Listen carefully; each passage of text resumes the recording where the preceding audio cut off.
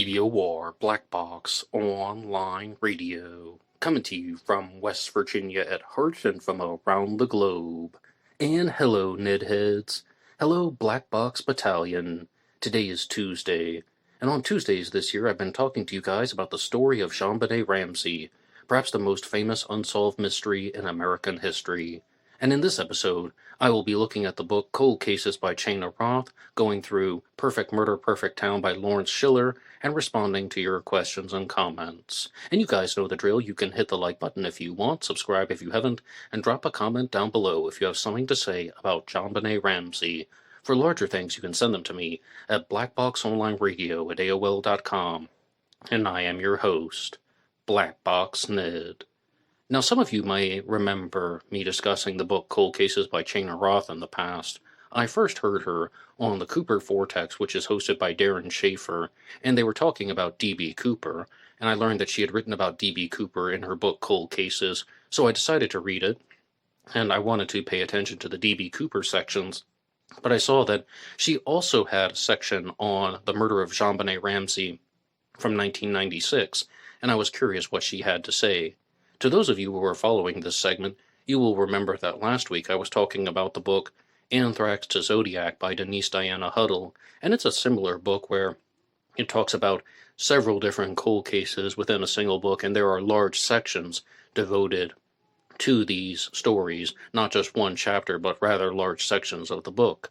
And with the book Cold Cases by Chayna Roth, as I was reading it, at first, I thought that she was making the case that the Ramseys were innocent in the murder of their daughter, and then I thought in the middle of it, oh no, she's not. She's actually making the case that they are guilty, and I'll get to the conclusion as we go out through the duration of this episode. But first, Denise Diane Huddle, author of Anthrax to Zodiac, was telling the story last week about how JonBenet Ramsey's mother, Patsy Ramsey, wakes up the day after Christmas. She goes down the stairs, and she finds a ransom note that is about 2.5 pages long, and it says that they want $118,000 in order to return the kidnapped JonBenet Ramsey, and that if they call the police or they call anyone, she will be beheaded.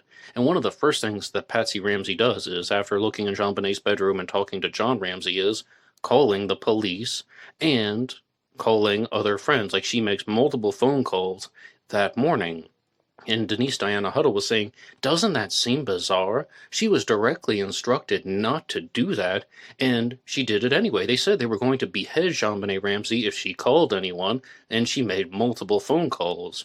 Somebody like Chayna Roth, who's the author of Cold Cases, really didn't see it that way, and she actually stated that that was somewhat of a normal response, saying that Patsy Ramsey was probably overwhelmed with emotion by reading that, and that was just how she chose to respond. It could be done on instinct, and it could also just be done because that's what somebody would do in those types of situations, calling 911, even if the paper said not to do that. Even if there was a threat of beheading the daughter, they had to get the authorities involved. And anyway, the exact term that is used in the book Cold Cases by Chayna Roth is overwhelmed with emotion.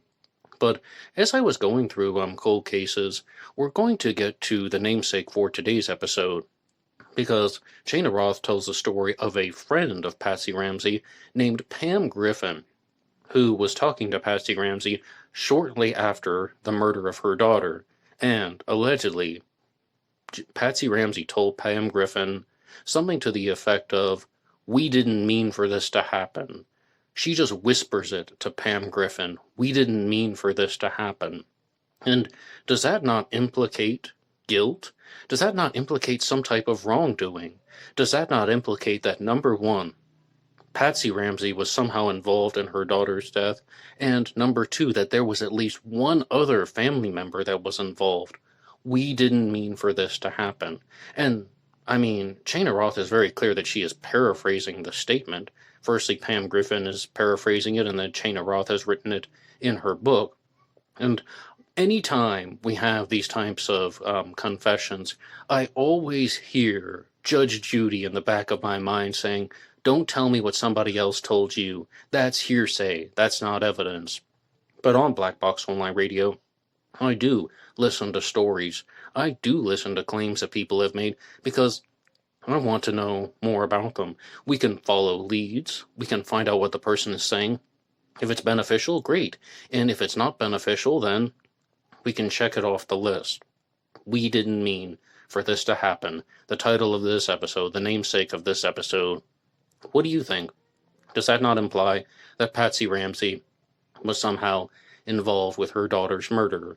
And as I was going through this book, Chayna Roth talks very clearly about how one of the immediate first impressions that people will have when they look at the JonBenet Ramsey cases, they will see that the Ramseys come under suspicion very early on, particularly John Ramsey and Patsy Ramsey.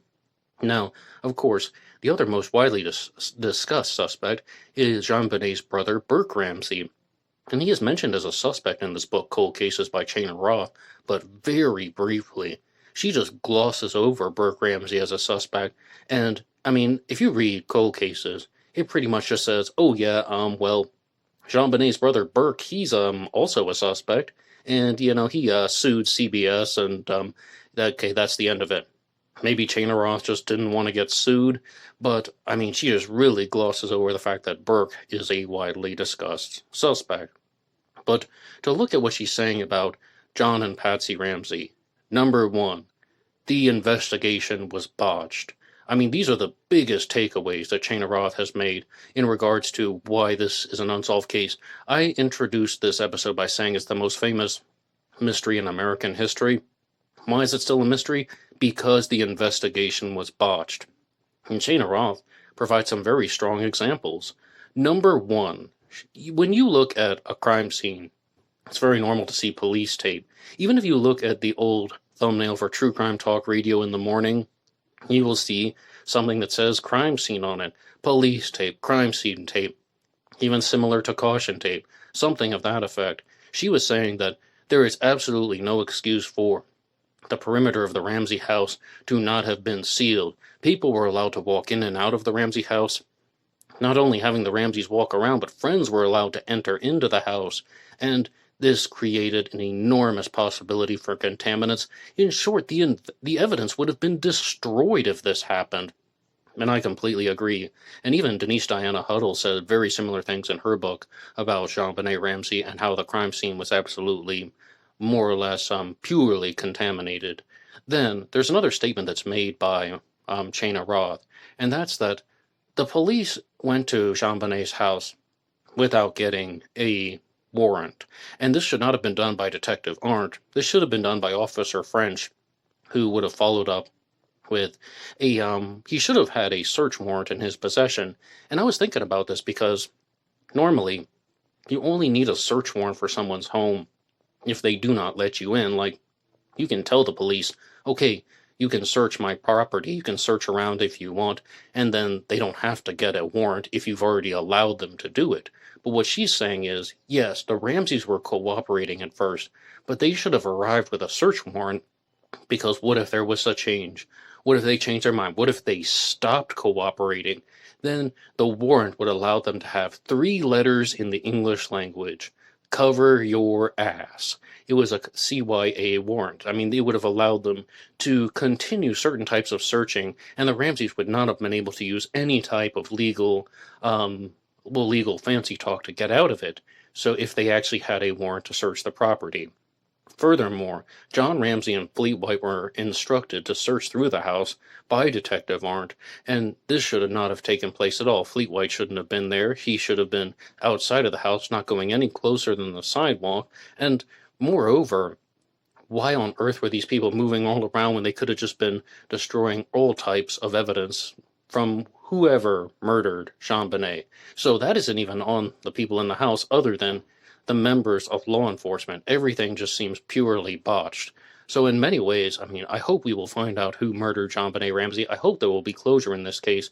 But when it comes to anything other than the DNA evidence, it really is not looking very, very promising.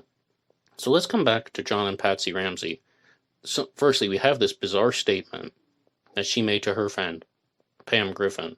And then we also have something that was discussed in the book Cold Cases, and that is that John Ramsey had a book on his nightstand that was Mindhunter by John Douglas and Mark Olshaker. Mindhunter, one of the most famous true crime books in American history, which also has a section on staging crime scenes. And as I was reading through this book, Cold Cases, I began to think, now wait a second. I've read John Douglas's book, The Cases That Haunt Us, and he talked about this story, and I thought he said that that was an urban myth or that was untrue. Now, there was a news article that was used as a source in Cold Cases about how John Ramsey had Mindhunter on his nightstand. So I decided to pick up my copy of Cold Cases by John Douglas, and I flipped through it for a while until I found the exact page. And what John Douglas shared in his book is that, firstly, he was told by Detective Steve Thomas that John Ramsey had the book Mindhunter on his nightstand. So he was told by somebody, but there were no books that were taken into evidence of that title. And the second thing is that John Douglas actually went to the Ramsey home, and he examined all of John Ramsey's books, and he determined that that book was not there. So I'm really seeing something that's only halfway in and halfway out. In short, John Douglas just simply says that John Ramsey did not have that book on his nightstand on December 26th of 1996. How on earth would he know that? I mean, literally, how on earth would he know that? Just based on what I told you. Somebody claimed that. We say, well, the book wasn't taken into evidence. Maybe somebody wouldn't take a book like that into evidence. No, they should have. They should have, but everything that I've been saying so far is botched investigations. And John Douglas also says something in The Cases That Haunt Us that I just read while I was looking for the Mindhunter quote, and that is that Mindhunter is not a book that can be used as a how to commit crimes type of book. I mean, you're just not going to have that type of experience when you're reading it. It doesn't just give people a type of checklist on things that they have to do. And my immediate response was, of course he's going to say that. He's going to do the CYA, cover your ass. That was a big CYA moment for John Douglas, because when I watched cases and stories in different worlds, they talk about this all the time. I used to be a big fan of the show Intervention, which would mostly talk about addiction, but it would also talk about eating disorders. And one girl said to overcome her eating disorder, the first thing she had to do was throw away all the memoirs and books that were written by people who overcame their eating disorders, because she said they make such great templates and models on how to do it. Even though they're telling people not to do it, they show you exactly how to do it. And that's what I think everybody, including Shana Roth, is going at with this whole concept of John Ramsey reading the book Mindhunter. And in the past, maybe I just accepted John Douglas at face value. I thought it was an urban myth that he had the book Mindhunter on his nightstand, but now, reading those paragraphs more closely in The Cases That Haunt Us, it appears to me that it is purely uncertain. I mean, it really is quite possible that he did have that book out, and he could have been stealing things from it. Although, I am going to confess something to you guys. I read the book The Cases That Haunt Us last year because I was told that the Long Island serial killer suspect Rex Heuermann was in possession of it, and some people thought that he may have been using that book to do exactly what I just said about the eating disorders, about how someone would be using a book on solving cold cases or solving mysteries to try and work backwards, and how he could use that to destroy evidence and not get caught. So I read the book for that reason, and to be honest with you, I didn't see anything in that book, in the sections that I explored, that would truly indicate that that's what the Long Island serial killer was doing. So I can give John Douglas and Mark Olshaker credit for that. But last year I really got pulled into the world of John Douglas. I used that book, The Cases That Haunt Us, for numerous episodes of Black Box Online Radio, and it looks like it's happening again. It looks like I'm just going to be referencing The Cases That Haunt Us many more times here on Black Box Online Radio, so I hope you like that particular type of true crime avenue. And I do mean that because there are different ways to explore the true crime cases. John Douglas is a criminal and behavioral profiler, but of course we have forensic scientists. We also have detectives giving their own personal stories, people like Steve Thomas, whom I just mentioned. But please look out for more episodes that are going to be discussing the writings of John Douglas. So overall, though, there are some things that seem like they are implicating the Ramseys. And my take on Chena Roth's assessment of everything was, yes, I believe she did not want to get sued by Burke Ramsey, so that's why she didn't mention anything about him being a suspect. But overall, it seemed like at first she's talking about the Ramseys being innocent, then she's talking about the Ramseys being guilty. But ultimately, I don't think that she wanted to share anything specific other than just saying, these are my observations about the case, and she's not going to look at any particular type of conclusion. And that's fair. I guess she has the right to do that. But it would have been far more interesting for someone to just lay it out. This is who I think the killer was. And you're allowed to use your speculative powers if you're doing it in a fact-based way. So says me, anyway. You can always weigh in the comments section down below about who you think was responsible for the murder of JonBenet Ramsey. Now, I told you guys that I would also discuss the book Perfect Murder, Perfect Town by Lawrence Schiller. This is one that I've been going through about one chapter a week here for this segment about JonBenet Ramsey. And Perfect Murder, Perfect Town also talks about the friend of the Ramseys named Pam Griffin. But she's saying something that is also going to be implicating some guilt in the Ramseys. And there's a quotation from her that's shared by Lawrence Schiller in the book when she says, another thing about how the authorities have botched the investigation. And that is just that once they found out that JonBenet was dead in the house, why weren't John and Patsy immediately taken by law enforcement and just examined? I mean, examined should be the word. Looking for scratches and scrapes and cuts and what's under their fingernails and just what is on their clothing, what is on their shoes. Everything should have been examined to the nth degree. And, no matter what, whether you think they're guilty or innocent, that should have happened. So I can give that one to Pam Griffin. I can also give all of the preceding statements to Chena Roth about how the authorities botched this investigation, and also this case could have been solved. Some other things that might implicate guilt from the Ramseys in Perfect Murder, Perfect Town talk about the events of January 1997, where Patsy Ramsey gives a handwriting sample to the authorities. And John Ramsey, her husband, openly says that he is upset about that. Now, if she didn't write the ransom note, why would he be upset about that? If she didn't write the ransom note, what is there to hide? What is there to worry about? Why be upset about anything? Why be angry about anything? You guys be the judge. Do you think that Patsy Ramsey's handwriting matches that of the ransom note? I would love to know your responses. Please put them in the comments section down below. Now, I talked to you guys about John Douglas very briefly, and that was that, he wrote this book, The Cases That Haunt Us, with Mark Olshaker, of course, and it's perhaps one of the more famous ones that talks about multiple true crime cases the way that Chena Roth did and Denise Diana Huddle did. But there is something in The Cases That Haunt Us where John Douglas is saying what he genuinely thinks about the JonBenet Ramsey case, and that is that, number one, John Ramsey, the father, stated that he thought that somebody who had inside knowledge of the family murdered JonBenet.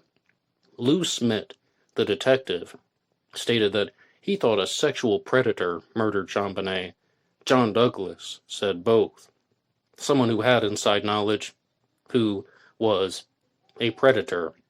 Now, in the book, Perfect Murder, Perfect Town by Lawrence Schiller, all of this is discussed. All of this is laid out.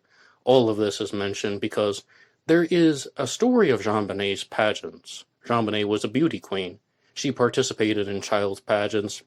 Chena Roth talks a lot about this in cold cases. But in Perfect Murder, Perfect Town, there's a statement that's made by Lawrence Schiller that JonBenet's classmates, friends, and families, like the families of her classmates and friends, were invited to JonBenet's beauty pageants, meaning that the amount of people who could have received invitations or been told about these beauty pageants and had an excuse to be there would be astronomical. Not purely incalculable, but astronomical. I mean, there would be an enormous amount of people who could have been there that would have been unsuspecting, or the Ramseys may not have known this person by name. They use that type of invitation as an opportunity to go to the pageant and do predatory things. As horrible as it sounds, let's not kid ourselves, these types of behaviors actually happen. So, that's another point that is just very, very, threatening. It's threatening. And that there was this very big threatening opportunity that could have been created for a predator. But also, there was something else that was shared in the book, The Perfect Murder, Perfect Town by Lawrence Schiller, and that is that JonBenet was a bedwetter. That stuff is widely discussed. But we're talking about the pageant world, and JonBenet was also reported to have bathroom accidents around the time of her pageants. And it was something that really made Patsy Ramsey very upset because it's almost as if she's all in full costume, right about to get on stage, and she would have an accident. And the adults would freak out, Patsy Ramsey would freak out, and, I mean, Pam Griffin even talked about this with her own daughter, that she would have, bathroom accidents at a certain point because the kid's trying to hold it in, trying not to make a problem for the adult. But does this all fuel the theory that there's some type of angry issue going on with John and Patsy Ramsey? And that's mostly what I've been discussing in this episode here. I know that it's been all over the map, but we have this title about Mama's whispers and so on, but that's what the commonality for this episode has been. That Patsy Ramsey had this particular type of angry streak that was not seen by the members of the general public, and one reason why that Shayna Roth talks about in her book Cold Cases is Patsy Ramsey was overusing Valium. Maybe not overdosing, but she was definitely overusing Valium, and people like Pam Griffin definitely caught on to this. Not to say that Pam Griffin is a saint, I really don't know enough about her to say one way or the other, but she is someone who had suspicions of John and Patsy's guilt. What do you think? Do you think that Patsy Ramsey developed an angry streak toward JonBenet and something bad happened to her? Or do you think that this was an opportunistic predator who went to the pageants and scouted her out? I would love to know your responses. Please put them in the comments section down below. And speaking of comments, I would actually like to look at everything that you guys have written out for last week's episode, which was on the 911 call transcript. And after the 911 call, JonBenet is found in the basement, and DNA was found on her leggings, the waistband of her underwear, and underneath her fingernails. And we have a comment from Shark140 who says, as far as touch DNA on her underwear being from a male factory worker, I would say no way. I would have to think that her underwear was washed countless times, especially since she was a bedwetter. Yes, I would think so too. And as I understand with JonBenet, her used underwear should have had the days of the week written on it, so that would be very easy to determine if it was a new pair of underwear or a used pair of underwear. And I also expect that the wash cycle would destroy factory worker DNA. But I would love to know what you guys think. Please put your ideas in the comments section down below. The next one comes to us from Brian F., who says, the ransom note had the letters SBTC on it, a big focus of last week's episode. SBTC could stand for Subic Bay Training Center at the U.S. Navy base in the Philippines. I believe John Ramsey spent time there when he was in the United States Navy. And we also had one that was sent into the Facebook page, actually, about the SBTC from Jason W. that says, Santa Barbara Tennis Club. Had a good laugh while listening to that on the way to work this morning. That was another claim that one possibility about what SBTC could stand for, Santa Barbara Tennis Club, and that is a suspect relative statement. We're going to see so much of this in the Jack the Ripper world and the Zodiac Killer world about how some people think that these clues fit in very neatly with a particular suspect. And there was a guy who had a grudge against John Ramsey who had written multiple letters about being opposed to John Ramsey, and he owned a t-shirt that said Santa Barbara Tennis Club. And I was just thinking, maybe if he actually was the killer and you could use a different type of evidence to convict him, a different piece of evidence to convict him, then you might have something. But as far as SBTC, meaning Santa Barbara Tennis Club, I just had to point out that that's not supported by the facts. Does the letter talk about Santa Barbara? No, I don't believe so. Does the letter talk about California? No, I don't believe so. I don't think that there's any information in the ransom note that actually says anything that would be connected to the Santa Barbara Tennis Club. But I would love to know your responses. Please put them in the comment section down below. Mark B. has a comment here on last week's episode saying, Ned, I'm so glad I discovered your work a few months ago. I've listened to countless podcasts about the Zodiac Killer and D.B. Cooper. Soon I'll begin with Jack the Ripper. A few things to keep in mind about JonBenet's case. Number 1, the 911 call begins recording immediately after it is dialed. Patsy was totally silent for 3 to 4 seconds until the dispatcher spoke. Number 2, Burke once struck JonBenet with a golf club when he was 5. Number 3, Look at the video by Peter Hyatt about speech patterns of John and Patsy. I think you'll find it fascinating. Maybe you could do a show on it. Keep up the great work and I hope you get many more subscribers. Oh yes, and if you haven't subscribed to this channel yet, please do so. I've actually found out that over 50% of the listeners have not subscribed, so please feel free to hit that subscribe button. It is free. As far as this one, the 911 call begins immediately recording after it's dialed. Oh, I totally see what you're saying. That would also suggest that Patsy's totally silent, not breathing heavily, not muttering to herself. That might indicate someone who is putting on an act. I understand you there. Number 2, Burke once struck JonBenet in the head with a golf club. There are 2 accounts of this that I have heard. One, of course, is from the Ramseys, and, well, what are they going to say? Yeah, he beat her up and we didn't do anything about it. One is that it was a pure accident. That's what the Ramseys say. Just he swung the golf club at what they made sound like a golf course. Maybe it was mini golf, but they said he swung the golf club, and the follow through went back and hit JonBenet. Purely an accident. But other people have said that it was a rage incident. That's even discussed in Perfect Murder, Perfect Town by Lawrence Schiller. But I will look into this video by Peter Hyatt. I've definitely noticed the bizarre things in Patsy Ramsey's speech patterns in the past. I don't give a flying flip. Go back to the damn drawing board. John Ramsey didn't do it. Very bizarre language. And we have Sir Gerbil McIntosh, who has a comment by saying, the people who think the Ramseys are guilty would have been critical, no matter what, regarding the 911 call. Okay, let's see what you mean by that. If they hadn't called, they would be critical of them for not calling. They did call, so they're critical of them for calling.